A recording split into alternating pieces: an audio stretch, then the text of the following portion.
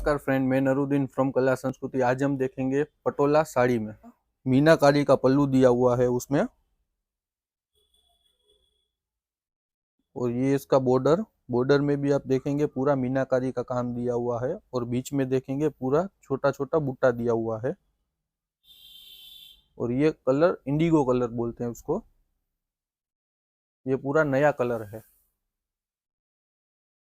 ये पूरा design all over रहेगा।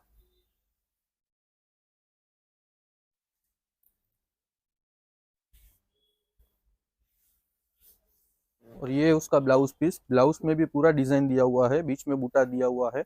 और इस साड़ी की प्राइस है 3500। और अगर ये साड़ी आप परचेस करना चाहते हैं तो स्क्रीन पे दिए गए नंबर पर आप कॉल या व्हाट्सएप कर सकते हैं। अगर ये वीडियो आपको अच्छी लगी तो लाइक शेयर एंड सब्सक्राइब करें। Thank you.